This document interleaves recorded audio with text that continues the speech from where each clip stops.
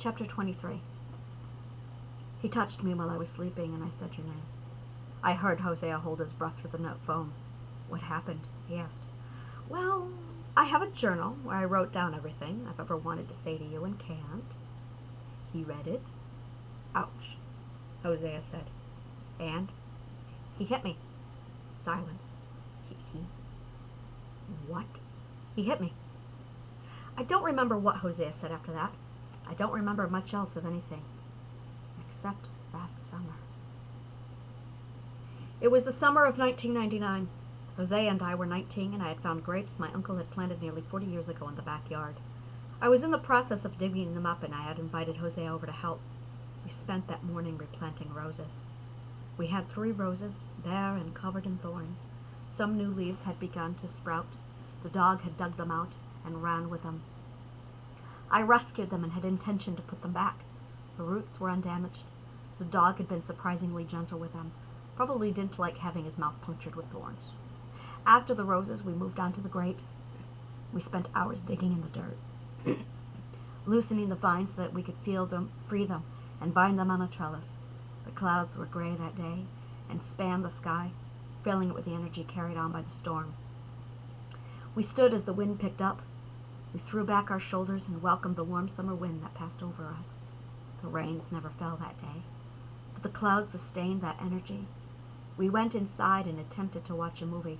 We made it 5 minutes into Don Juan de Marco and shut it down. The ever-present sexual energy sustained between us was unbearable, and Don Juan was not helping the situation. Really, what is it about that movie? We said our goodbyes.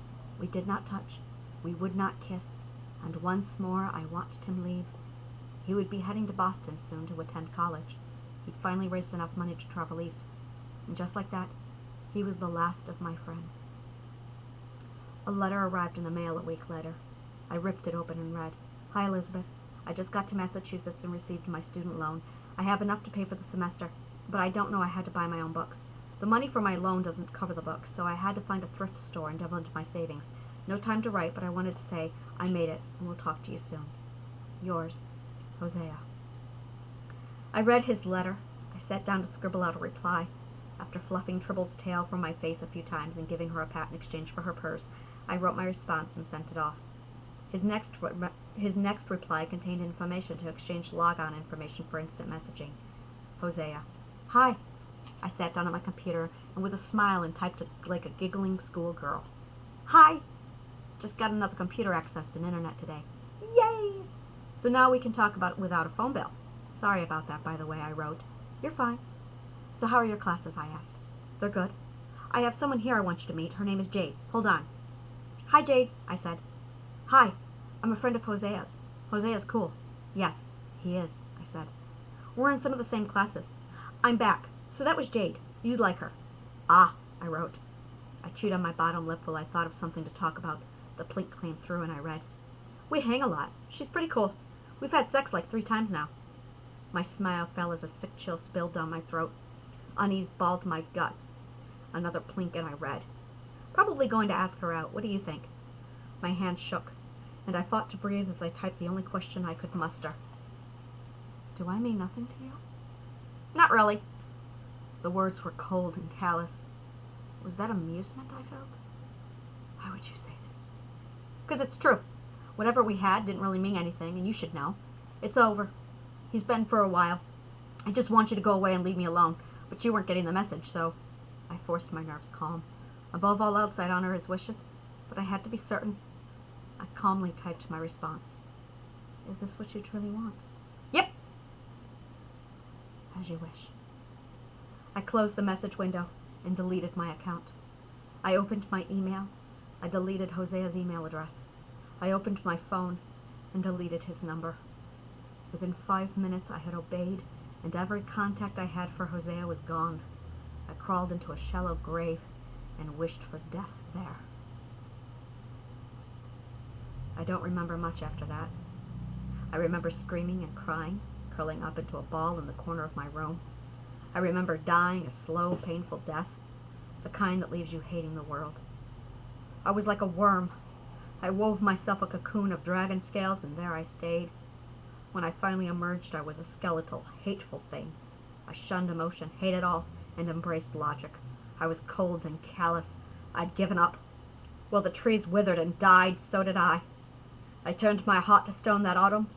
By winter, I was as miserable as the gray snows of a New York winter. The only life in me, the only love left in me was that for Tribble and my music. I poured myself into my compositions. I mastered my logic. But those around me grew hateful of my situation. My father became vile, my siblings wretched. I was nearing my 20th birthday, had no job, no foreseeable plans to attend college. Scott insisted I wasn't ready for college, or good enough to attend any school for that matter. He visited every 2 weeks. I banged out the blowjobs, let him rape me during his movies. I began to fight back more boldly. I'd stopped caring and was becoming brazen, or I was just too hurt to hold in all the anger anymore. Scott's punishments became more aggressive, his requests more cruel. He mentioned a group of friends he had. To enter their internal group, they required a female to pass around. Scott proposed the idea as a joke, suggesting how aroused it would probably make me if I was passed around a room with men. I shot down the idea and he persisted, telling me I was close-minded. He asked me to drop my guard and open up, encouraged me to embrace a sex life where I didn't hold back. He knew I had from day one. He could feel it. He loathed my hesitation. He talked of golden showers and gags. He proposed I fuck other girls. I simply wouldn't comply. I'd become obstinate, defiant. The only warmth in my heart was reserved for Tribble, and I poured myself into the music and the logic.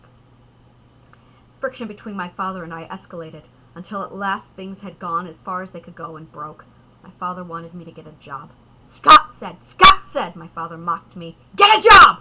I must focus! I shouted back Scott's words. To do what? My father said. You can't make a career out of music. Go to college! Get married! Do something or get out! And there it was. I was already packed. I'd been packed since '98, living out of the boxes, still waiting for Scott to come get me, still waiting, still hoping. I called my mother. She and Jake were there within an hour. The day of my 20th birthday, I and Tribble moved out of my father's house and moved back in with Jake, my mother, and Joe. I sat there in the corner of my new room, and I let the tears fall. I hugged myself against the hateful heart I'd carved for myself. I thought of Hosea. I remembered the conversation. Do I mean nothing to you? Not really. Why would you say this? Because it's true. I heard the clock ticking the time away. Tribble rubbed my hand, purring. She licked my fingers. Is this what you truly want? Yep. Something didn't make sense. I gazed at my book, still boxed on my bed. Logic. I forced my hand at Tribble's head and touched her ears. She climbed into my lap and I picked her up. She relaxed into me like a rag doll and purred happily while I buried my face into her silk fur and cried. And all at once it clicked. I raised my face from Tribble. It wasn't him, I whispered. He never would say that. He would never hurt me. He never did. It wasn't him. The reality sank in. I scrubbed the tears from my face, scooped up Tribble, and scrambled to my feet. I ran to a box laden with papers and letters. It wasn't him, I said. I was certain. How long had it been? 6 months? I dug through the letters and the papers and breathed with relief when I found it. A letter. My hand shook as I yanked open the envelope and located the number at the bottom. 555-847-3822. I dialed the number. My fingers shook. Please leave a message after the tone. Hello. Hi. Hosea? This is Elizabeth. I sighed. Please call me. 555-856-1742. I hung up the phone. Tribble purred and rubbed her face into the corner of the phone. I just need to wait is all. I picked up Tribble and settled down onto the floor as Tribble nestled into my lap. I just need to wait. Please leave a message after the tone. Hi. Hosea? It's Elizabeth. I sighed. Please call me. 555-856-1742. Please leave a message after the tone. I hung up the phone. After the first month, I stopped leaving messages. After the third month, I stopped calling. I regressed back to my piano and poured 3 hours a day into music performance, another 4 hours in composition. My piano was sharp, precise, exact, and as cold as my heart. My music had died. It wasn't good enough. My hands were riddled with pain, and yet I played.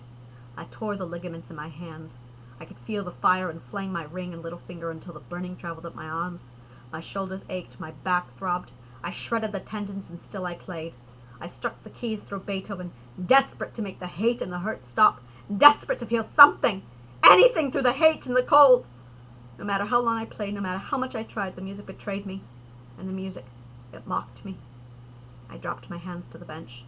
Everything from my shoulders down to my fingers burned. I shook under my tears. Trouble sat like a lady on the bench beside me.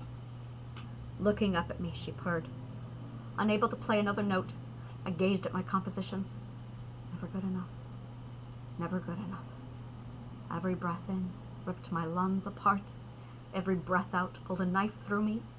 I stood, closed the lid on the piano, and walked away, turning instead to my cold stone logic where I didn't have to feel a thing. Scott and I were arguing every day now. I spent more time apologizing than anything. I was a slave to my phone, checking in on a regular schedule, his schedule, and God help me if I missed a check-in. It was mandatory that I answer to him as needed. He still made the trips from Jersey twice a month. He'd pick me up, fuck my mouth in the car while he drove back to the city, and he'd fuck me there. I stopped refusing. I stopped fighting. I stopped everything. He urinated on me once. We argued. We fought into all hours of the night. I'd present my newest logical argument. He'd let me have my say, then rip it apart. When the arguments grew too heated for his liking, he would drive me to the nearest store and threaten to dump me there. "Call your father! Have him come and get you!" he said. But my father was gone. We hadn't spoken in more than a year. My life was hell and I was its bitch. Scott would fuck me and dump me. One night, I enraged him so much he took me by the hair and tried to throw me into the hall of the hotel naked. I managed to get away. Maybe he let me go. I'm still not sure which. August 2001. I returned home and walked into the latest shitfest. "I quit my job," Jake said. "What?" I asked. I blinked stupidly at my stepfather. "Yep," he said. "I quit my job and we're moving to Florida." I blinked more stupidly. It was all I could do. My mother was smiling. "That's right," Mom said. "We're leaving in a month. You're welcome to come with us. You're not bringing your cat." I looked around the shithole I lived in. Dirty dishes in the sink. Ragged carpet. They weren't exactly renowned for their financial prowess. "What about money?" I asked. "Don't know, don't care," Jake said with a smile.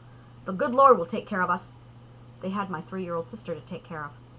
"And where will you live in Florida once you get there?" "We're moving in with my parents," Jake said. I nodded. "Well, looks like Scott is out of time." "Hi," I said. "Hi," Scott replied. "So my parents just announced that they're moving to Florida," I said. Silence. "What?" he finally asked. "Yep, Florida," I said. "The good Lord will take care of them." "That's so fucking stupid," he said. I waited. "How will they get there?" he asked. "They're driving there on the last dollar they've got and are moving in with his parents." "Ah." I held my breath and waited for the words that would never finally come. It'd been 4 years.